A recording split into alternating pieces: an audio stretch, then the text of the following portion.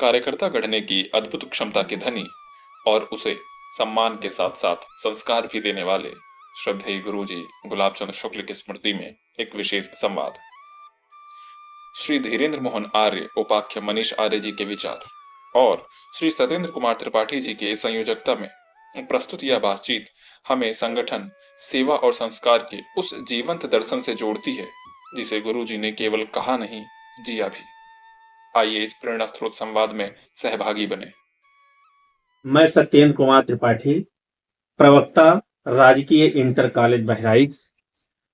आज हम श्रद्धेय गुरुजी गुलाब चंद शुक्ल जी, जो कि हमारे बहराइच जनपद के भारतीय जनता पार्टी के संस्थापक सदस्य से लेकर जिला अध्यक्ष सहित विभिन्न पदों दायित्वों पर रहे, उनके इस महत्वपूर्ण जीवन काल के बारे में बातचीत करने के लिए वर्तमान में भारतीय जनता पार्टी के जिला महामंत्री श्री धीरेन्द्र मोहन आर्य जी, जिन्हें मनीष आर्य जी के नाम से भी जाने जाते हैं। बड़ी बात यह है कि बाल्यकाल से आप उस पीढ़ी से जुड़े रहे हैं जिसका चुनावी सिंबल दीपक हुआ करता था। आपके पिताजी श्रद्धेय गजाधर प्रसाद आर्य जी जनसंघ से चरदा विधानसभा जनपद बहराइच में 1967, 1974 और 1977 में 3 बार विधायक रहे। इस प्रकार से राष्ट्र के पुनर्निर्माण में लगी रही 2 पीढ़ियों के साक्षी रहे। ऐसे माननीय मनीष आर्य जी, आइए हम उनसे बात करते हैं।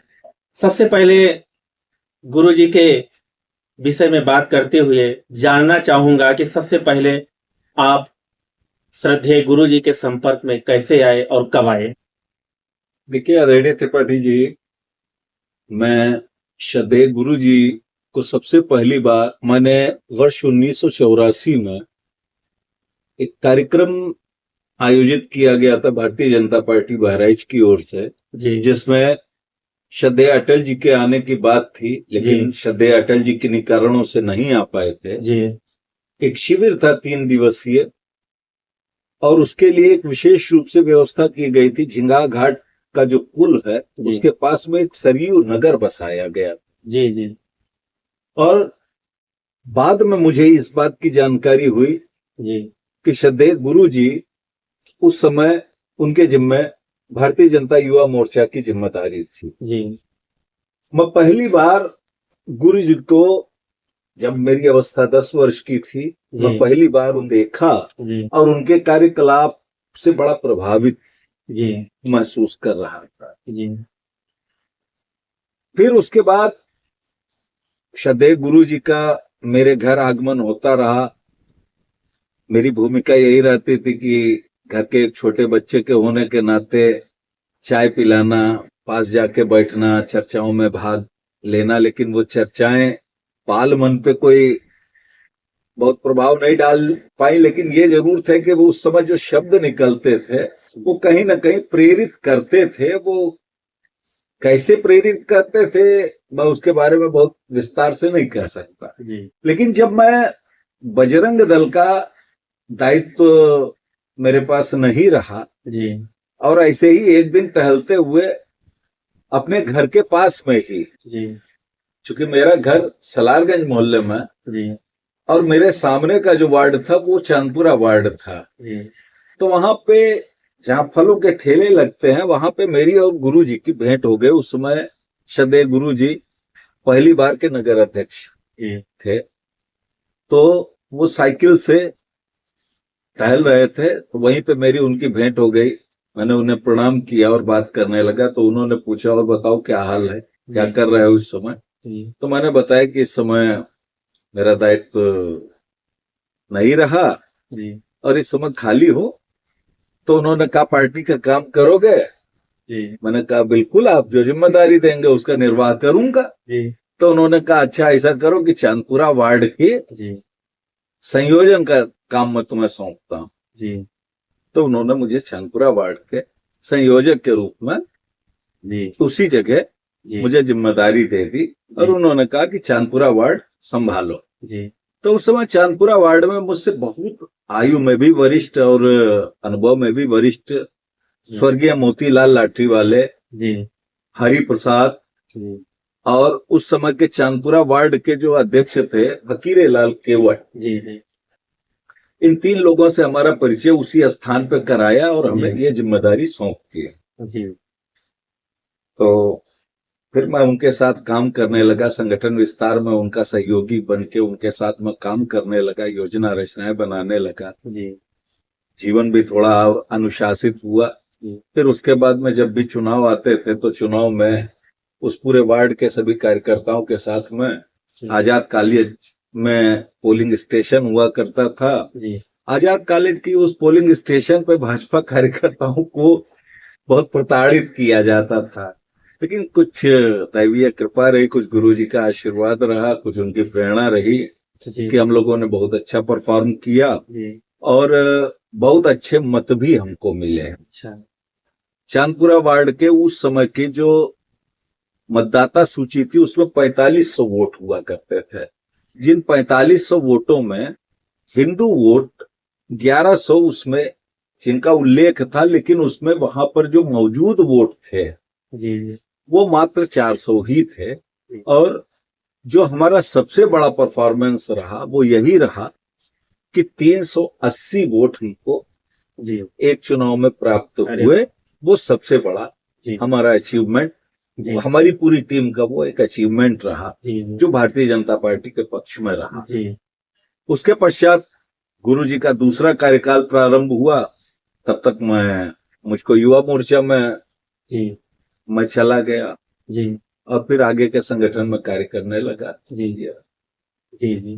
श्रद्धेय गुरु जी का कार्य करने का और अपने साथ में जो और कार्यकर्ता थे या संगठन पदाधिकारी थे उनके साथ उनका व्यवहार कैसा रहता था? उनका व्यवहार बहुत ही अच्छा रहता था। सबसे महत्वपूर्ण बात उनसे जो मुझे मिली, जी मैं उनके बहुत निकट रहा, मुझे जो उनसे मिली जी कि वो सभी कार्यकर्ता को अपने परिवार के सदस्य के रूप में देखते थे जी और परिवार के सदस्य के रूप में ही वो उनके साथ व्यवहार करते थे। जी जो बड़ा होता था जी उसे यथा योग्य सम्मान देना, जी जो छोटा होता था जी उसे भरपूर स्नेह देना जी और जो उनका समकक्षीय होता था जी उससे हंसी मजाक, हास परिहास और जी पूर्णतः मित्रवत व्यवहार उनका रहता था। जी और वो एक प्रमुख विषय में रखना चाहूंगा जी जो उन्होंने मुझे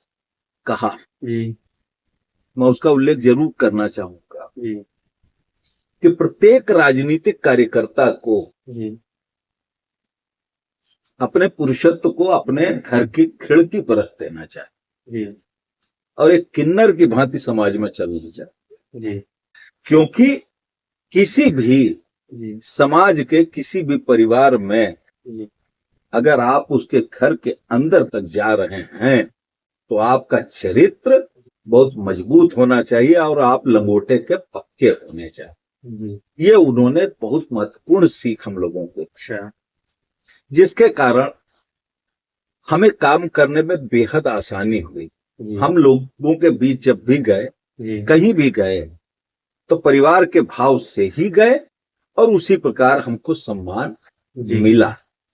तो ये उनकी सीखकारी या परिणाम। जी जी। गुरु जी के साथ और निकटता का अनुभव किस तरह से आपने किया और कैसे और निकट आए?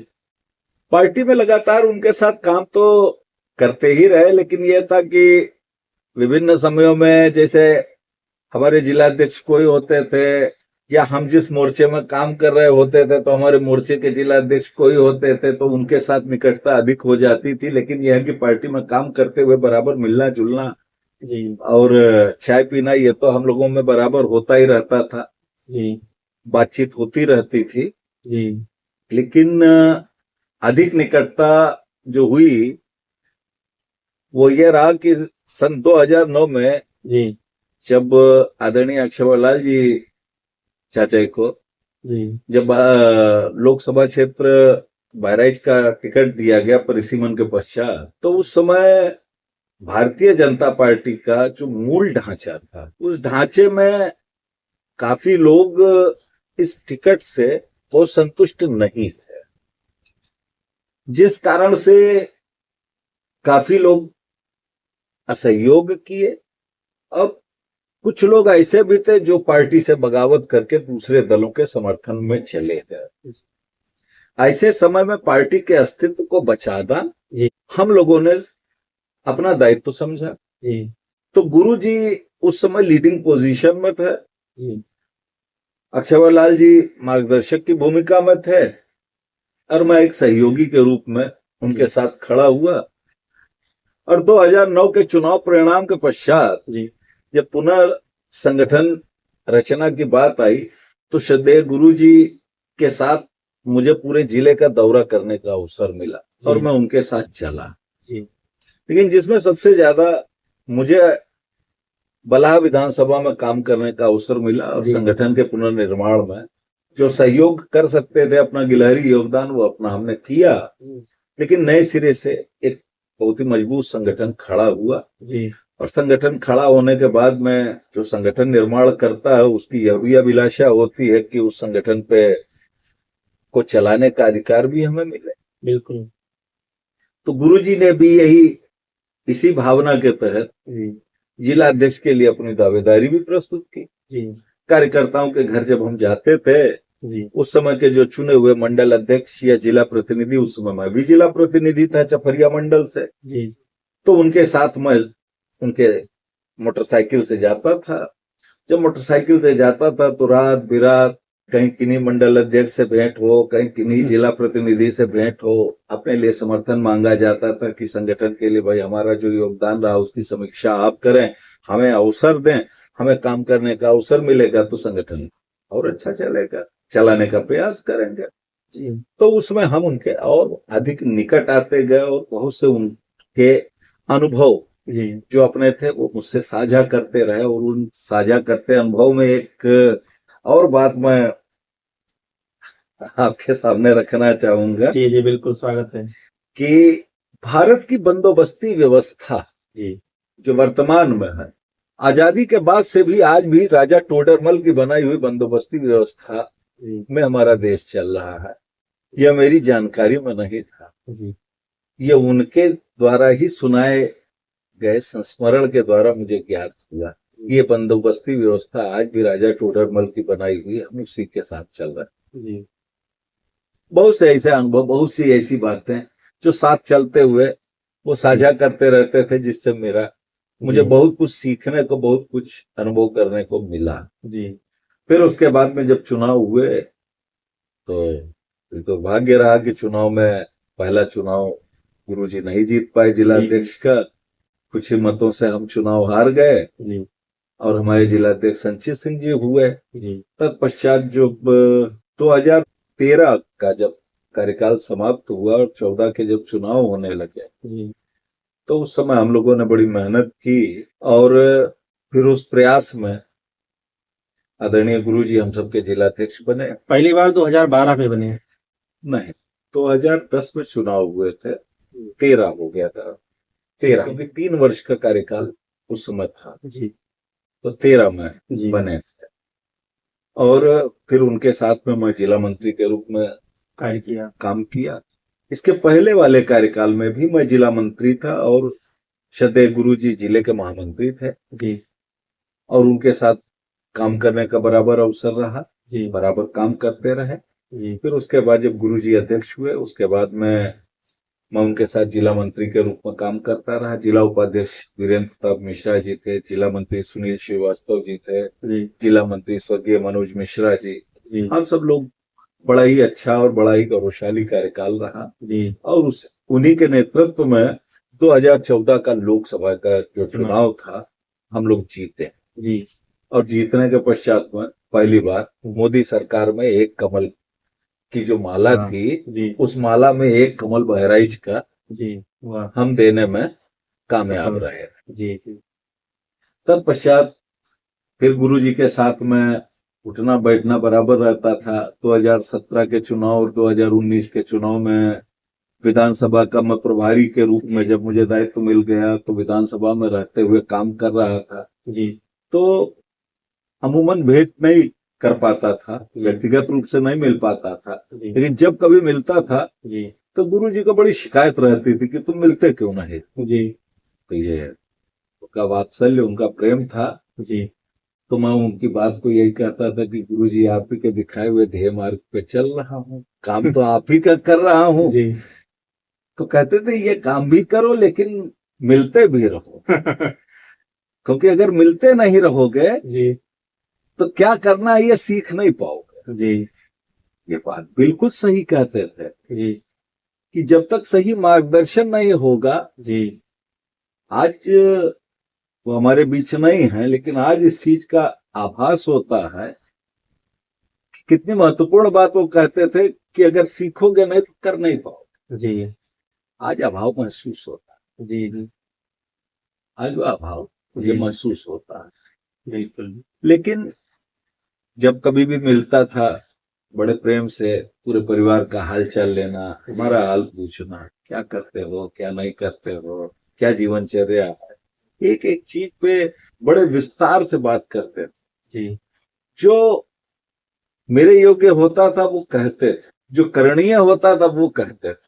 ये जरूर है कि मैं स्वीकार करता हूं कि जैसा वो कहते थे उनके अनुरूप मैं कर नहीं, जी करने का प्रयास जरूर किया लेकिन मैं कर नहीं, इसे क्या मैं इसको स्वीकार करता हूं। अच्छा वो क्या अपेक्षा रखते थे जैसे वो संगठन के अपेक्षा लिए? ये रखते थे जी कि संगठन निष्ठ रहिए, जी संगठन हित में आप पूरा समय दीजिए, पूरा काम करिए। जी लेकिन यदि आप अपने परिवार को समय नहीं दे रहे हैं, जी संगठन परिवारों को जोड़ के ही तो संगठन बनता है। बिल्कुल जब परिवार ही नहीं सुखी होगा तो फिर आप संगठन को कैसे सुखी कर पाए। जी बड़ी मूलभूत बात वो कहते थे और जमीनी बात कहते थे, कि जमीनी जब बात आप परिवार को नहीं सुखी रख पाओगे सही है।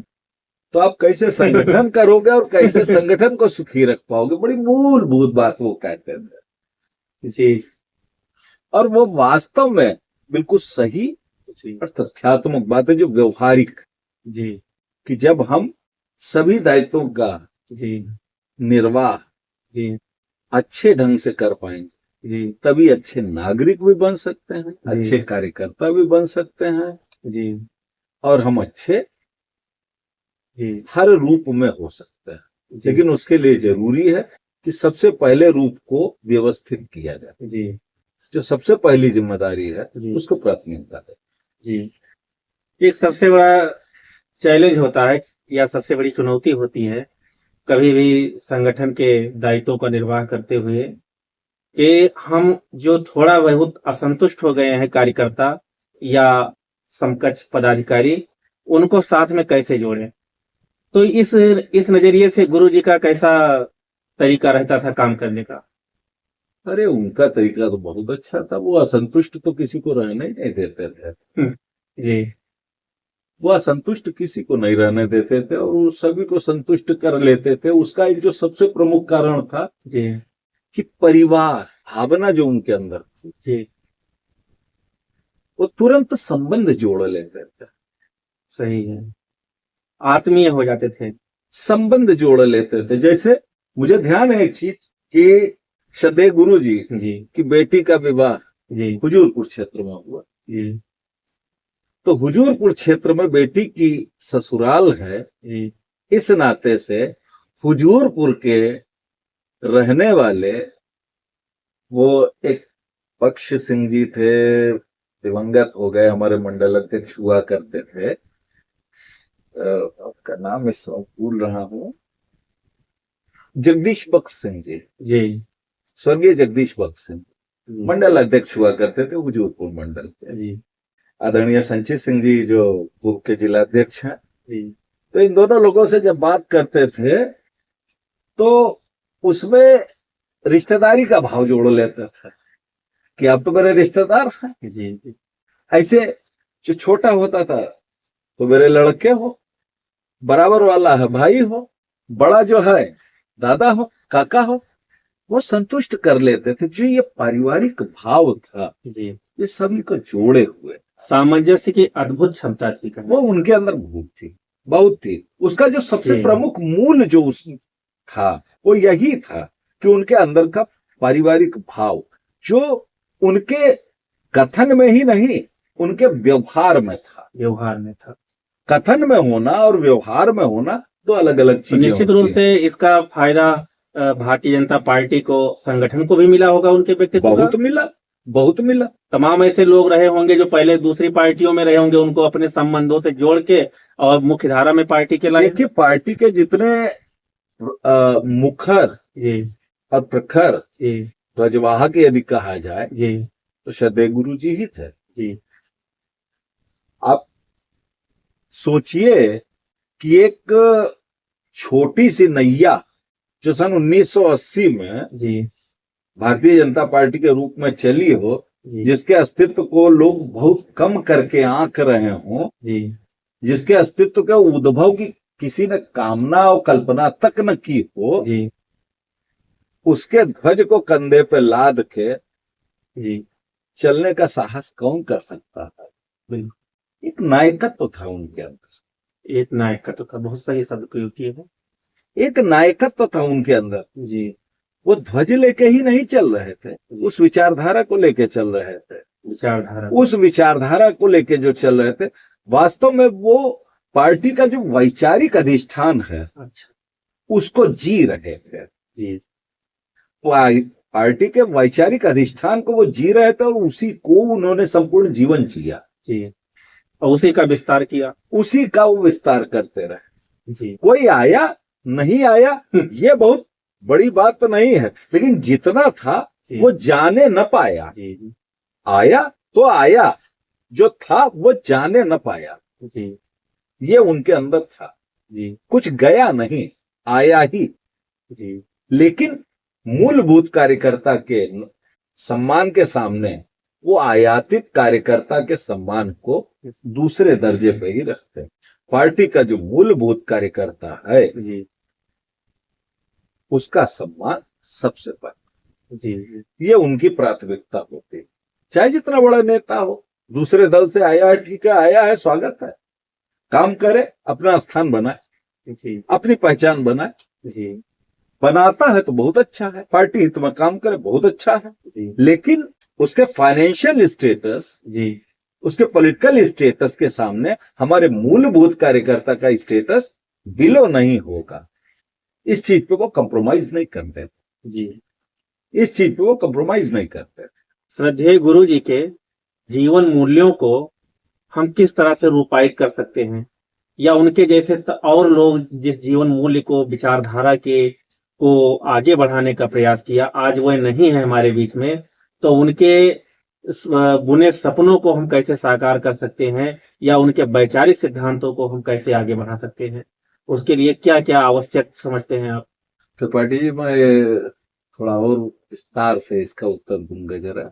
जी स्वागत। जैसे तो मेरे जीवन में कई अनुभव आए कि मुझे स्वर्गीय चौधरी साहब का भी सानिध्य मिला, स्वर्गीय चौधरी रुद्रसेन जी, जी जी सांसद जी। आदरणीय गुरु जी, जी स्वर्गीय अमरेंद्र नारायण शर्मा जी, आज जी। ये लोग हमारे मध्य नहीं हैं, जी बड़े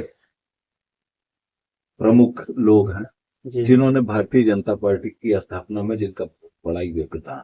जी मेरे स्वर्गीय पिताजी, स्वर्गीय सुखदराज सिंह जी, जी सबने अपने अपने जीवन को जिया और अपने अपने जीवन का जो सर्वश्रेष्ठ था वो पार्टी को जिया। जी लेकिन होता क्या है कि हम उस प्रतिष्ठा को तो जीना चाहते हैं, जी उन मूल्यों को नहीं जीना चाहते। तो वास्तव में उनके क्या मूल्य थे, जी हमें उनकी खोज करने की आवश्यकता है, जी और हमारी पार्टी को भी उन मूल्यों की खोज करने की आवश्यकता है। जैसे एक बात मैं आपसे कहना चाहता हूं, एक स्मरण है कि श्रद्धेय रुद्रसेन चौधरी जी जी जब कभी भी वोट मांगने निकलते थे जी तो वो अपने लिए वोट नहीं मांगते, जी वो भारतीय जनता पार्टी के लिए वोट मांगते जी कि भारतीय जनता पार्टी यशस्वी होगी तो मैं भी यशस्वी हूं। वो- तो सबसे पहली बात यह है कि इस भावना को हमें जीना पड़ेगा व्यवहारिक रूप में, जी शब्दों में नहीं। जी ठीक है। जी जी इसी तरीके से श्रद्धेय गुलाब जी हमारे गुरुजी जिनकी हम बात कर रहे हैं, जी कार्यकर्ता निर्माण या पारिवारिक भावना, जी इसको हम जी कैसे रहे हैं, जी कितने ईमानदारी से जी रहे हैं। अगर जी रहे हैं जी तो मूल्य जीवित रहेंगे, बिल्कुल अगर हम नहीं जी रहे हैं तो बात बिगड़ जाएगी। महत्वपूर्ण बात है। इसी तरीके से मेरे श्रद्धेय पिताजी की एक बात थी जी जी कि अगर कोई द्वारे पे आया है, जी आप जिस भी स्थिति में है तुरंत निकल, पता नहीं किस स्थिति में आपके पास आया, जी आप उसे प्रतीक्षा कराएंगे। वाह, ये नहीं होना चाहिए, इन मूल्यों को जीना पड़ेगा।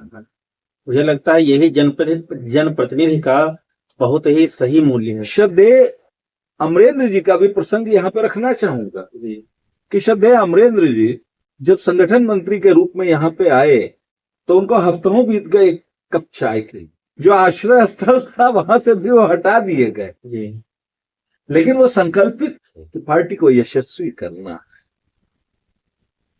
पुरानी इस्तेमाल की हुई पहनी हुई धोती, उससे बैनर बनते थे, लोगों से आलू मांगे जाते थे, गेहूं मांगा जाता था, तिल मांगा जाता, वो तिलहन मांगा जाता था। इससे जो बनने वाली पूड़ियां होती थी या सब्जी होती थी, उसी से कार्यकर्ताओं को भोजन करा के और बैठकें की जाती थी और उस धोती पे बैनर बनता था। जी कल्पना कीजिए, इस विकास यात्रा में जिन विचारों से हम निकल कर आए, इसको बढ़ाने के लिए हमें उन मूल्यों को भी जीवित रखना पड़ेगा, वाह, उन पे काम करना पड़ेगा। अगर हम काम नहीं करेंगे जी तो हमारी ये विकास यात्रा प्रभावित। जी बहुत सी चीजें, जैसे श्रद्धेय गुरु जी कार्यकर्ता निर्माण में जो अभी मैंने आपसे एक बात कही जी जी कि अगर आपका चरित्र नहीं अच्छा होगा जी तो समाज में आप स्वीकार्य होंगे, नहीं होंगे। कभी स्वीकार्य नहीं होंगे। तो जो चरित्र पे उनका जो चिंतन था जी कि लंगोटे का मजबूत होना, जी चारित्रिक मजबूती, ये बहुत जरूरी है राजनीति में। जी इन सभी मूल्यों का, जिसमें हमारे जो भी पूर्वज हमें जो भी दे गए हैं, जी उन सारी चीजों से हमें कुछ न कुछ सीख लेनी है। लब्बे लुबाब ये कहना चाहूंगा कि हम महापुरुषों को पढ़ें, चाहे जितना हम चित्र चाहे जितना लगाएं, चाहे जितनी फूल माला चढ़ाएं, जी। लेकिन अगर उनके विचारों से हमने अगर प्रेरणा नहीं ली, उससे हमें कुछ बोध नहीं प्राप्त हुआ, तो सभी व्यर्थ। इसलिए हमें सिर्फ उनके विचारों का अनुकरण करना ही हमारा जी कर्तव्य और हमारा दायित्व है। हम उसको जब करेंगे तभी हमारे आगे आने वाली पीढ़ी जी उससे कुछ सीखेगी। जी इतना ही कहकर मैं अपनी बात समाप्त करूं। धन्यवाद, बहुत बहुत धन्यवाद।